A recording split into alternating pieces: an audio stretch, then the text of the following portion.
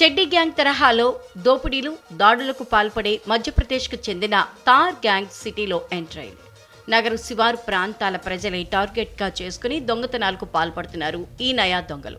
రాత్రి వేళల్లో ప్రజలు అప్రమత్తంగా ఉండాలని ఇప్పటికే పోలీసులు సూచించారు. ఈ గ్యాంగ్లోని కొందరు హయత్ నగర్ పోలీస్ స్టేషన్ పరిధిలోని గుల్మోహన్ గ్రేట్ కమ్యూనిటీలో చోరీ చేసినట్లు డీసీపీ ప్రవీణ్ కుమార్ వెల్లడించారు.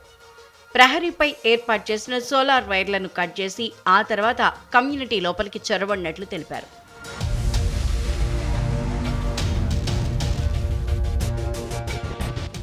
నాలుగిళ్లలో చోరీకి ప్రయత్నించిన ఈ ముఠా ఓ ఇంట్లో దొరికిన నగదు, బంగారం, వెండి వస్తువులు తీసుకెళ్లారని వివరించారు. బాధితుల ఫిర్యాదుతో కేసు నమోదు చేసుకున్న పోలీసులు ప్రస్తుతం ముఠా కోసం గాలిస్తున్నారు. చోరీకి పాల్పడిన ముఠా మధ్యప్రదేశ్కు చెందిన తార్ అనే భయానక దొంగల ముఠా అని తెలిపారు.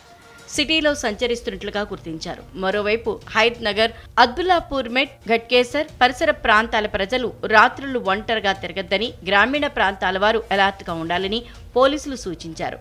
ఈ గ్యాంగ్ సభ్యులు శివార్లోని హోటల్స్లో ఉంటున్నట్లు చెప్పారు.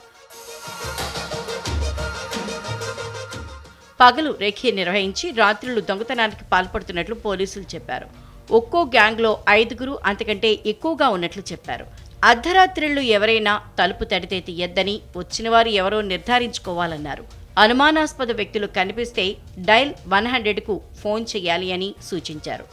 నగర శివారు ప్రాంతాల్లో పెట్రోలింగ్ మరింత పెంచినట్లు డీసీపీ ప్రవీణ్ కుమార్ వెల్లడించారు. దీంతో అన్ని పోలీస్ స్టేషన్లను అప్రమత్తం చేశారు అధికారులు.